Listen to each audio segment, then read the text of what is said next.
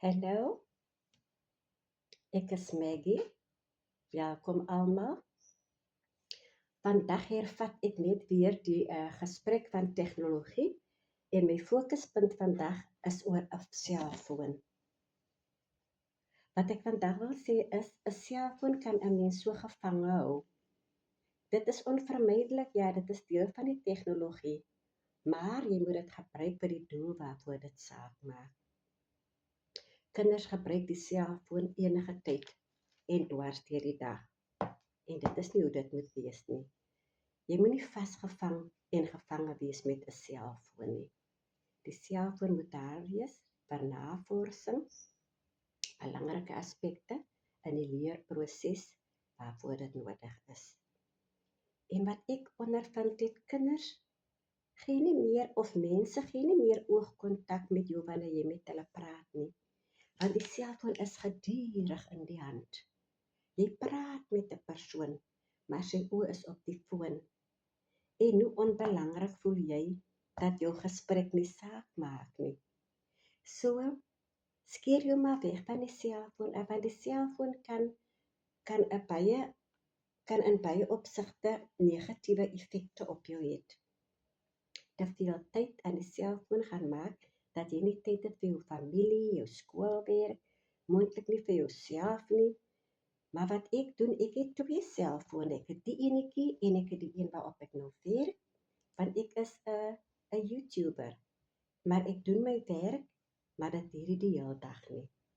En want ek is besig met baie ander goed. Ek doen huiswerk, ek is besig met die tuin, ek het 'n pragtige klein tuintjie waarin ek groente plant en ek doen wasgoed en ek prioritiseer my dag net.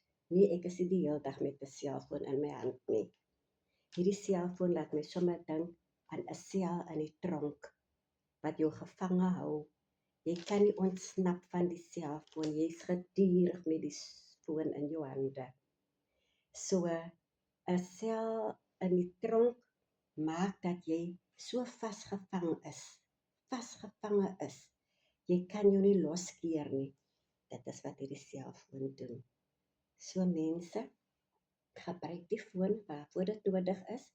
Gee aandag en tyd aan jou geliefdes. Die tyd is so kort, ons weet nie wanneer ons weer tyd gaan hê om met hulle te spandeer nie. So terwyl ons tyd het, laat ons tyd maak en skeer jou los van die selfoon af. Ja, en die selfoon hoef nie jou hoofprioriteit hierdie dag te wees nie. Soos ek hou my besig met woordbou. En ek lees baie boeke rondom tuinmaak, omdat ek 'n liefde vir tuinmaak het, gebruik ek boeke om navorsing te doen, hoe om 'n tuin te maak, wanneer watter plante geplant moet word, en dit is 'n baie goeie boek hierdie, want dit wys vir jou seisoengewys wanneer wat geplant moet word. Ja, so gebruik jou tyd produktief en skeer jou maar los van die selfoon af. Selfoon het sy voordele soos ek sê, en dit het sy nadele. Maar ek dink ek het vir julle stof tot nadenke gegee, en kyk maar hoe jou kind dop, dat jou kind nie die hele dag op die selfoon te wees nie. Deesdae sê die kinders mos, ja, ek wil net gou die laaste episode of die laaste game of die laaste dit en die laaste dat kyk.